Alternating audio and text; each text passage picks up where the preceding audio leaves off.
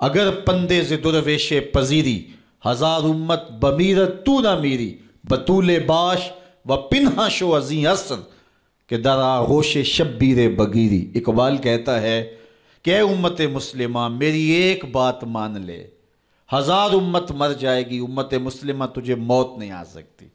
اور وہ کیا ہے؟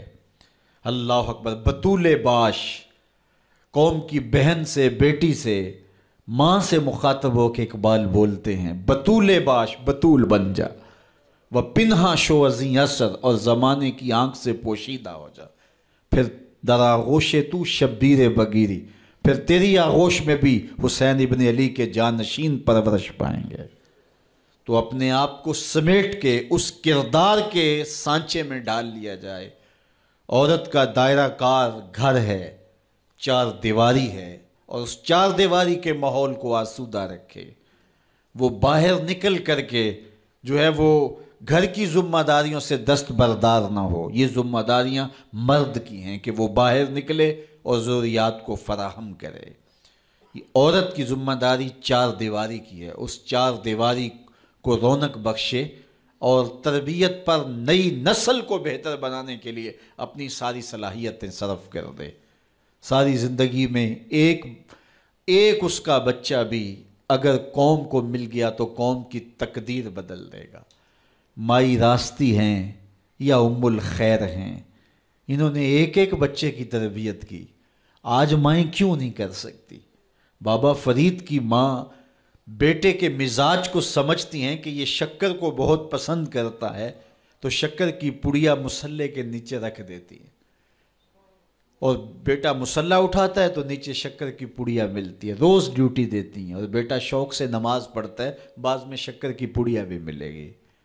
ایک دن کہیں گئی تھیں تو نماز کا وقت ہوا، ماں وہاں بے چین ہے، اور وہیں مصلہ بچھا کے کہتی ہے مالک میری لاج رکھنا، آج بیٹا مصلہ اٹھائے اور اس کو شکر کی پڑیا نہیں ملے گی تو راز کھل جائے گا، تو بیٹا کہیں بدظن نہ ہو جائے۔ اس کا گمان یہ ہے کہ مالک اپنی کرم نوازیوں سے یہ پوری مجھے ڈائریکٹ دیتا ہے، درمیان میں کوئی نہیں ہے۔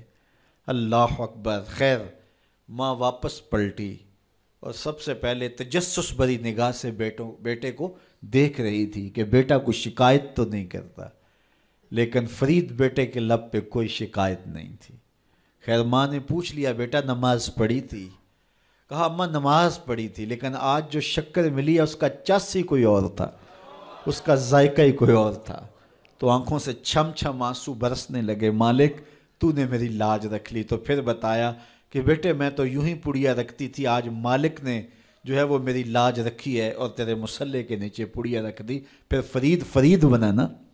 تو پیچھے ماں کھڑی نظر آتی ہے، حضرت غوث اعظم رضی اللہ تعالی عنہ۔ اگر غوث اعظم ہے تو ان کے جبے میں 40 دینار ماں سی رہی تھی نا، اور ساتھ نصیحت کر رہی تھی کہ بیٹا جو بھی ہو جھوٹ نہیں بولنا ہے۔ پھر ڈاکوؤں کو بتا رہے ہیں کہ 40 درہم تو میرے پاس بھی ہیں۔ تو ڈاکو کہتے ہیں عجیب کہانی ہے، بھلا کو ڈاکوؤں کو بھی پیسے بتایا کرتا ہے۔ کہا میری ماں نے کہا تھا جھوٹ نہیں بولنا، جو بھی ہو جائے لیکن جھوٹ نہیں بولوں گا۔ اب ڈاکو شرمندہ ہو کے بولتے ہیں یہ ماں سے جھوٹ نہیں بولتا، ہم رب کا حکم نہیں مانتے۔ اور یہ پہلے لوگ تھے جو حضرت غوث اعظم کے ہاتھ پہ جو ہے وہ توبہ کرنے والے تھے۔ اللہ اکبر۔ قطب الدین بختیار کاکی جب درس گاہ میں جاتے ہیں، استاد پڑھاتا ہے الف لام میم ذالک الکتاب، پورا پارہ سنا دیتے ہیں۔ دوسرے پارے کا آغاز ہوتا ہے سیقول السفہاء من الناس، بچہ سارا پارہ سنا دیتا ہے۔ تیسرا پارہ، چوتھا پارہ، 14 پارے سنا دیے۔ کہا یہاں سے شروع کرو، سبحان الذی اسریٰ بعبدہ۔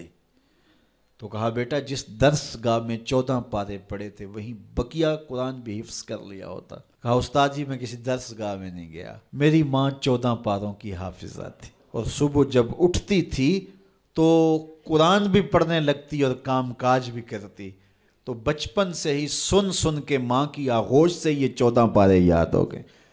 تو مائیں اگر ایسی ہوں تو بیٹے ایسے ہوتے ہیں، اس لیے ماں کے کردار کو روشن کرنا ہوگا، ماں کے کردار کو بہتر کرنا ہوگا، اور ماؤں کے لیے کامل اکمل نمونہ سیدہ پاک سلام اللہ علیہا کا نمونہ زندگی ہے، اور ان کی زندگی کے ایک ایک پہلو سے روشنی لے کر کے، اجالا لے کر کے مخدرات اسلام کی زندگیوں میں چراغاں کیا جا سکتا ہے، اور ان کی زندگی سے ایک اچھی نسل تیار ہو سکتی ہے۔